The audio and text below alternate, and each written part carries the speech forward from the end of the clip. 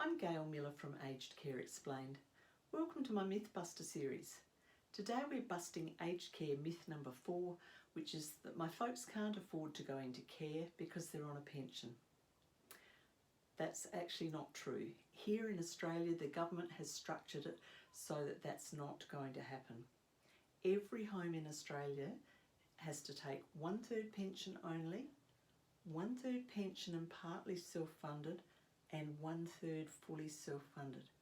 So many families absolutely sweat over this because of parents being pension only.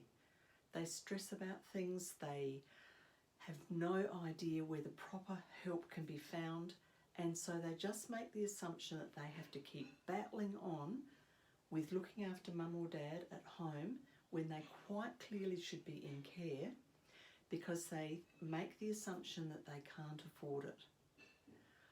If you've registered with the My Aged Care website, there's information on the website, or you can make phone calls to find out some of this information. Sometimes it's really, really hard to sift through. There's a massive amount of information there, and actually knowing which tab to look at to find the piece of information you need can actually be challenging. But there is help out there. I didn't know that when I was dealing with my father-in-law who needed to go into care. He'd had a meltdown, he was living with us.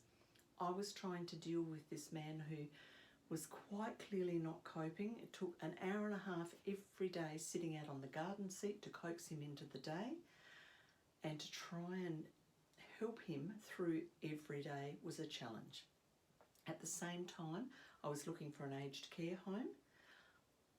I was merrily filling out forms. They all had different forms. The financial side of it, I couldn't even begin to go there, so I handballed that to my brother-in-law. But it was a huge challenge.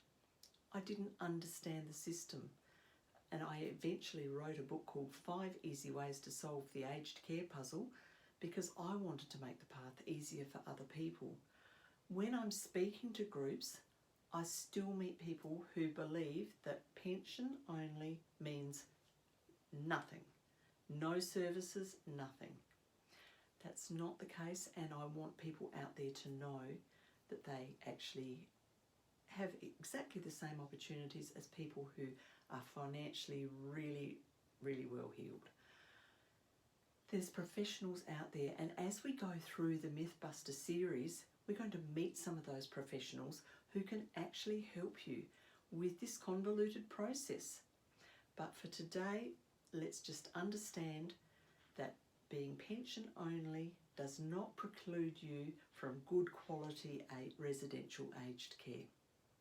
Please stay tuned, and we're going to bust aged care myth number 5 very shortly.